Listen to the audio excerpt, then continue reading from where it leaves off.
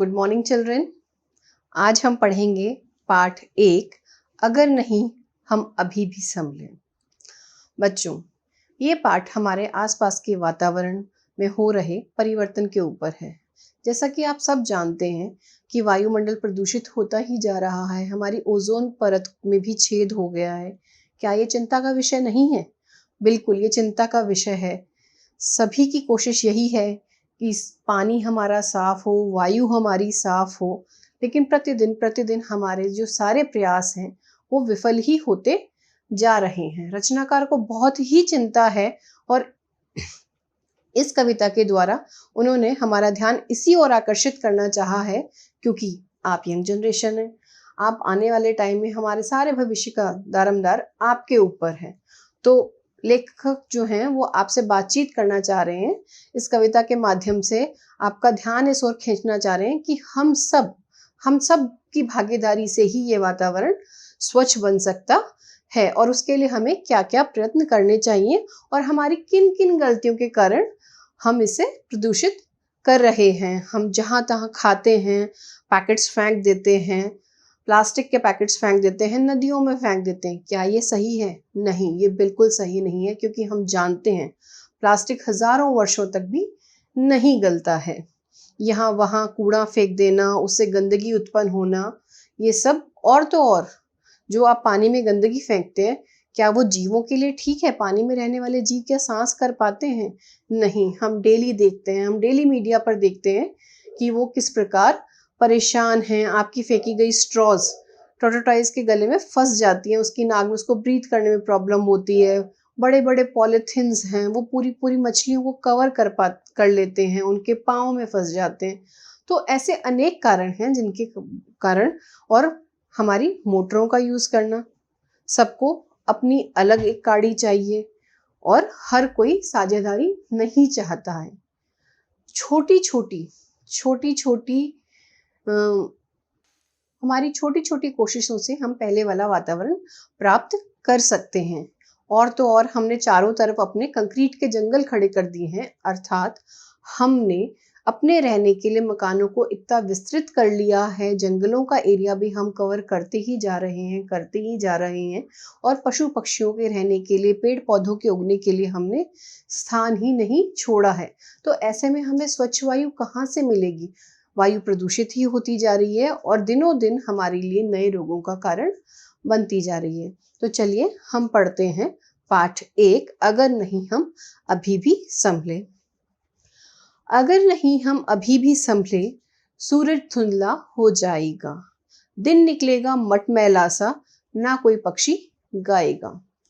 कवि इन पंक्तियों से कह रहे हैं कि ये समय आ गया है, अब अति हो गई है, हर चीज की अति हो गई है, हमने बहुत ज्यादा वातावरण को प्रदूषित कर दिया है। अगर हम अभी भी नहीं संभले तो जो सूरज है, जैसा कि आप चित्र में देख सकते हैं, पहला चित्र मैंने हरियाली से भरपूर बनाया है, यहाँ सूरज चमक रहा है।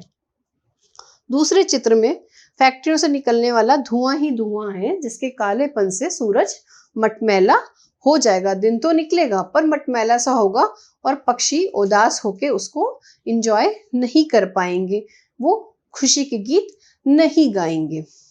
हरियाली के लिए तरसते नयन हमारे थक जाएंगे। ऐसे दृश्यों को देखने के लिए हमारी जो आंखें हैं वो तरस जाएंगी। आज भी हम इसका सुख उठाने के लिए गर्मियों में अपने माता पिता के साथ घूमने के लिए जाते हैं। क्यों चुनते हैं हम हिल स्टेशन? इसीलिए चुनते हैं क्योंकि वहाँ की प्राकृतिक सौंदर्य जो है वो हमें लुभाता है। पर वहाँ पे भी जाकर हमने अब गंदगी फैलानी शुरू कर दी है, तो इस हरियाली के लिए जो है वो हमारे नयन तरस जाएंगे। खिले फूल कलियां पत्ते तक बस चित्रों में ही रह जाएंगे। इस चित्र के माध्यम से मैं आपको बताना चाहती हूँ और कवि ये कहना चाहते हैं कि इस प्रकार की जो हरियाली है, पक्षी गा रहे हैं, सूरज निकला है और चारों तरफ फूल हैं, कल कल नदियां हैं, ये सब चित्रों में ही सिमट कर रह जाएंगी। हमने हद कर दी शोषण की, यानी कि हमारे बुरे बर्ताव की। इसलिए अब प्रकृति भी रूठ गई, इसलिए प्रकृति अब हमसे रूठ गई है और आए नित्य प्रतिदिन वो अपने नए नए रूप हमें दिखाती है।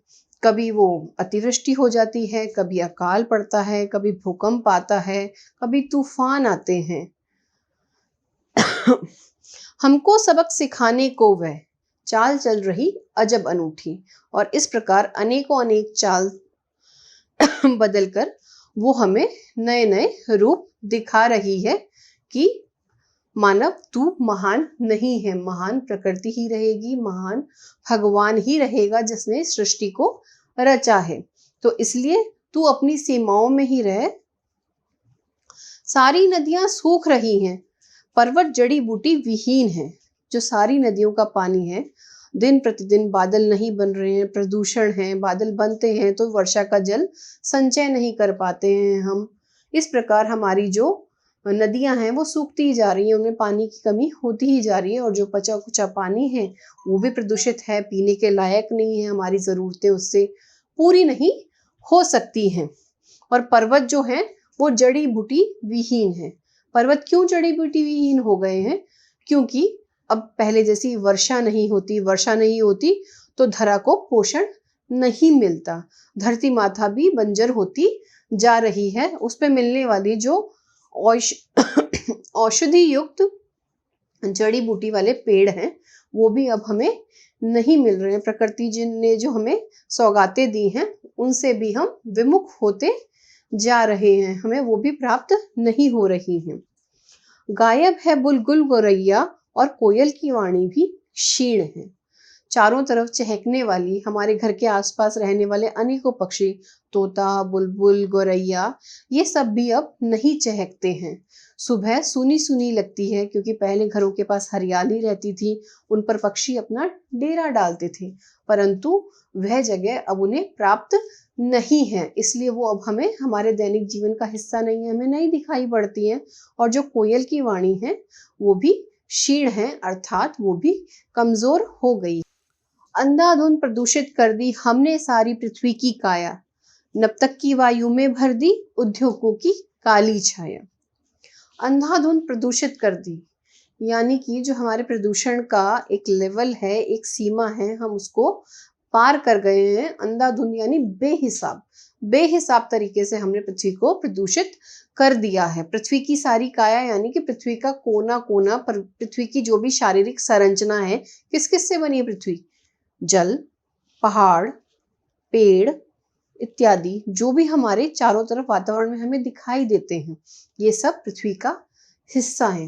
लेकिन हमने किसी भी चीज को नहीं छोड़ा है, ना वायु को छोड़ा है, न हरियाली को छोड़ा है, पेड़ पत्ते, जल, पर्वत, हमने सबका खनन कर करके अपने स्वार्थ के कारण सबका खनन हम करते ही जा रहे हैं। इसलिए हमने सब कुछ प्रदूषित कर दिया है। नब तक की वायु में भर दी हमने उद्योगों की काली छाया।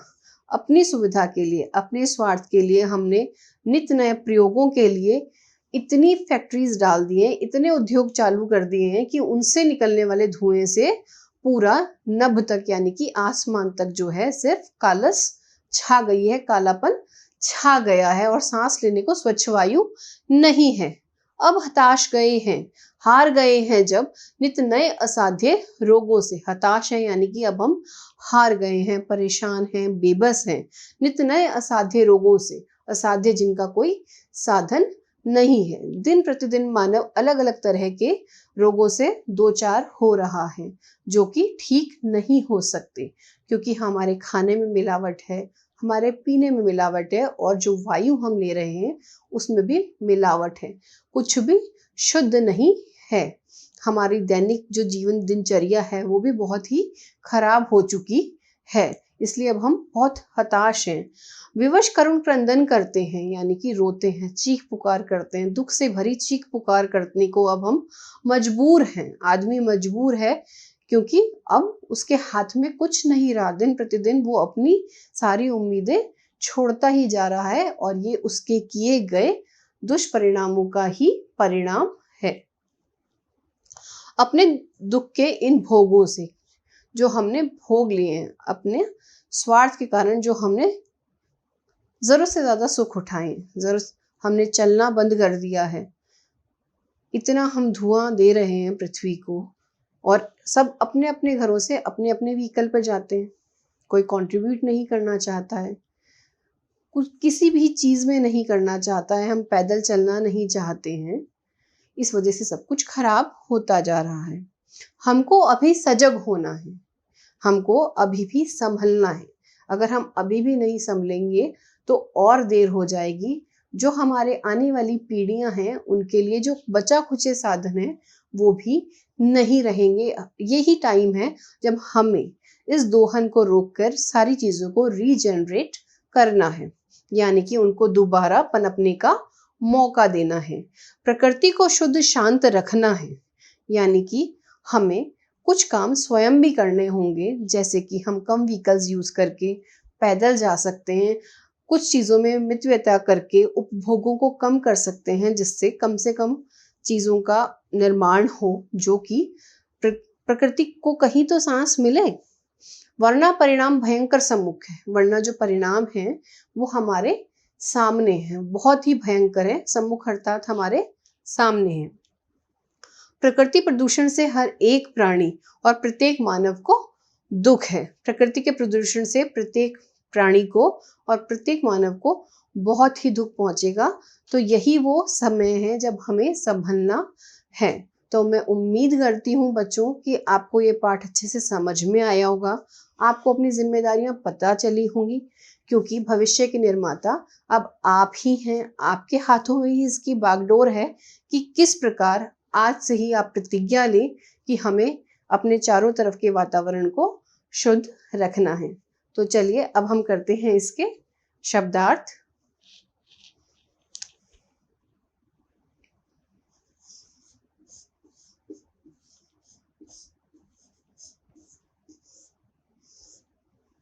शब्द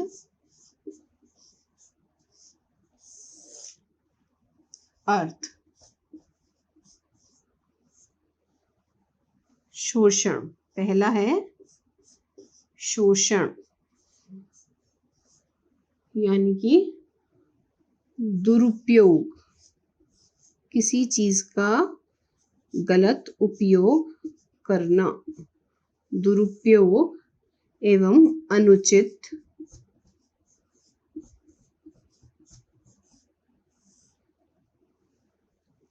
दबाव डालकर काम लेना।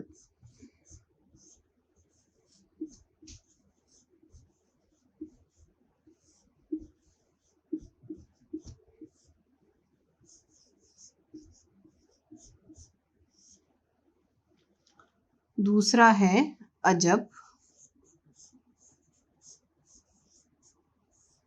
अर्थात विचित्र, स्ट्रेंज, जो चीज हमें अजीब लगे।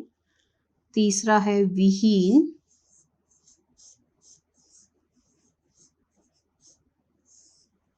अर्थात रहित।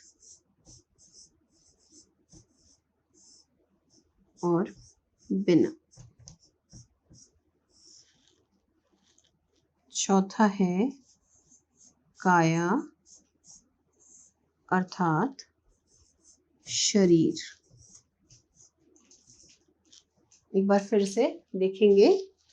शोषण, दुरुपयोग, अनुचित दबाव डालकर काम लेना, अजब, विचित्र, विहीन, रहित, बिना, काया, शरीर।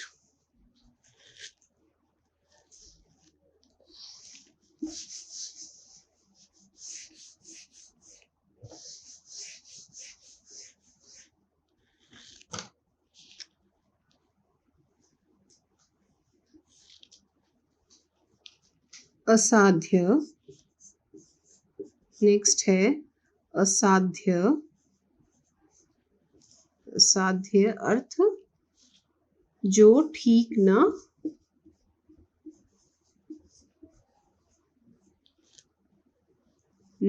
हो सके।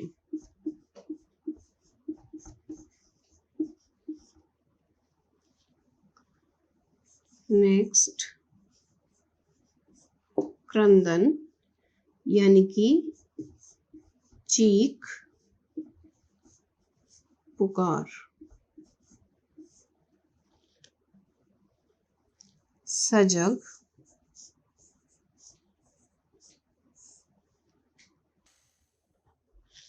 अब हम करेंगे मौखिक प्रश्न। चलिए हमारा शुरू करते हैं हम मौखिक प्रश्न।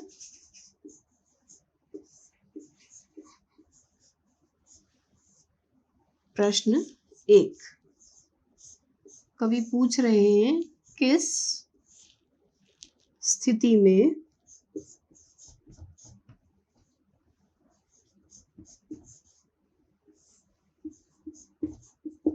सूरज धुंधला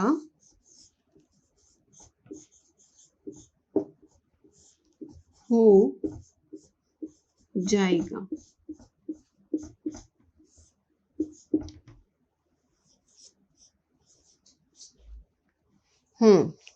तो कवि क्या पूछ रहे हैं कि जो सूरज है वो किस स्थिति में धुंधला हो जाएगा।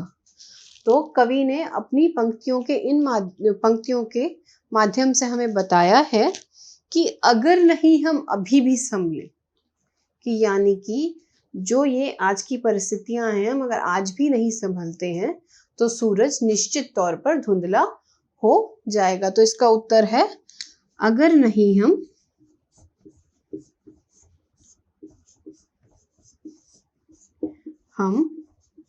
अभी भी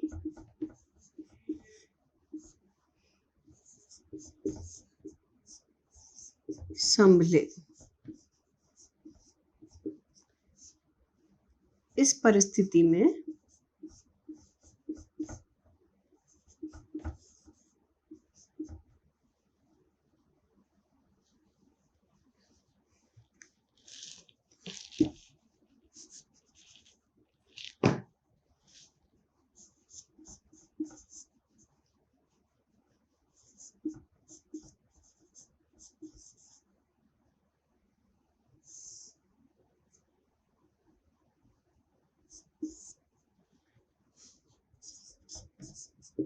सूरज धुंधला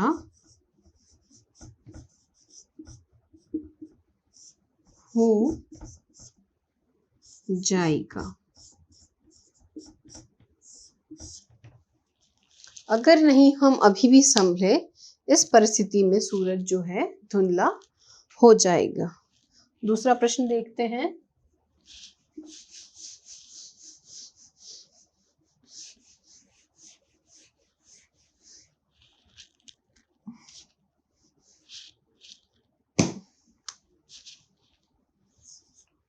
हमारे नयन अर्थात आंखें, हमारे नयन किसके लिए तरसते रह जाएंगे।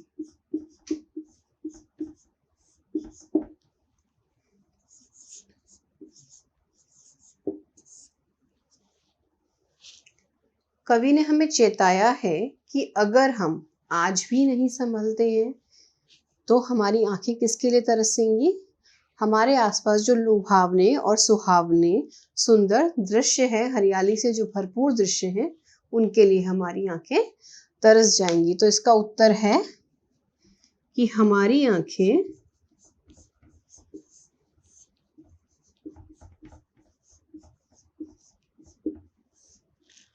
सुहावने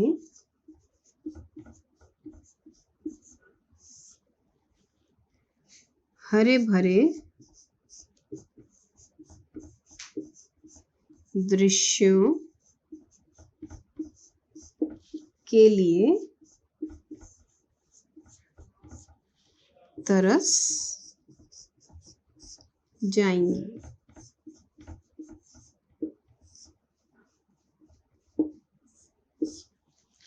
हमारी आंखें सुहावने हरे भरे दृश्यों को देखने के लिए तरस जाएंगी। यदि प्रदूषण इसी प्रकार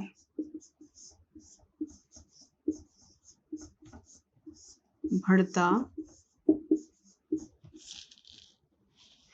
रहा तो फूल पत्तियों की क्या स्थिति होगी।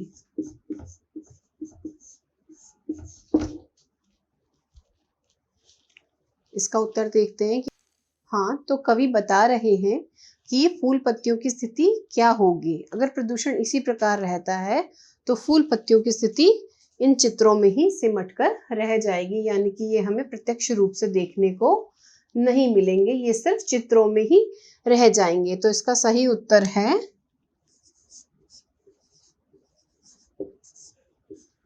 फूल पत्तियां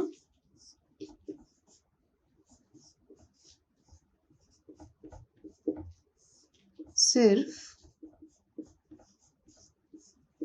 चित्रों में ही रह जाएंगी।